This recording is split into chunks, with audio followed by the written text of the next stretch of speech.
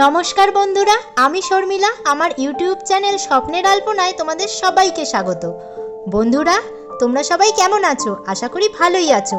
আজকেও আমি চলে এসেছি আরও একটি গল্প নিয়ে।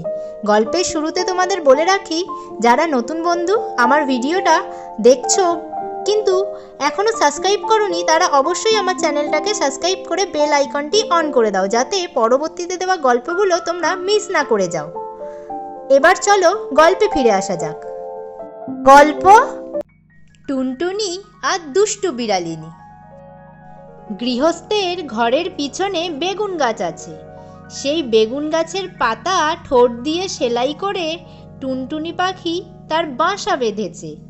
বাসার ভিতরে 3টি ছোট ছোট ছানা রয়েছে, খুব ছোট ছানা।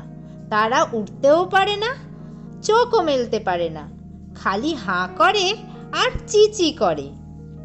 গৃহস্থের বিড়ালটা ভারী দুষ্টু। সে খালি ভাবে টুনটুনির ছানা খাবো। একদিন সে বেগুন গাছের তলায় এসে বলল, কি করছিস লা টুনটুনি? টুনটুনি তার মাথা হেঁট করে বেগুন গাছের ডালে ঠেকিয়ে বলল, প্রণাম হই মহারানী। তাতে বিড়ালিনী ভারী খুশি হয়ে চলে গেল। এমনি সে রোজ আসে, রোজ টুনটুনি তাকে প্রণাম করে আর মহারানী বলে, আর সে খুশি হয়ে চলে যায়। এখন টুনটুনির ছানাগুলি বড় হয়েছে, তাদের সুন্দর পাখা হয়েছে, তারা আর চোখ বুজে থাকে না। তা দেখে টুনটুনি তাদের বলল, বাছা, তোরা উঠতে পারবি? ছানারা বলল, হ্যাঁ মা, পারবো। টুনটুনি বললে, তবে দেখ তো দেখি, ওই তাল গাছটার ডালে গিয়ে বসতে পারিস কি না। ছানারা তখনই উড়ে গিয়ে তাল গাছের ডালে বসলো। তা দেখে টুনটুনি হেসে বলল, এখন দুষ্টু বিড়াল আসুক দেখি। খানিক বাদেই বিড়াল এসে বলল, কি করছিস লা টুনটুনি?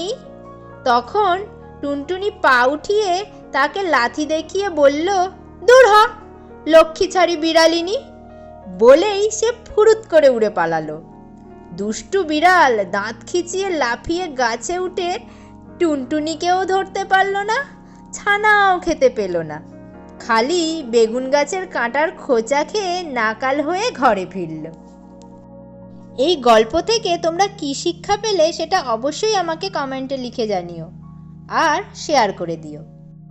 দেখা হচ্ছে পরের ভিডিওতে আরেকটি গল্প নিয়ে।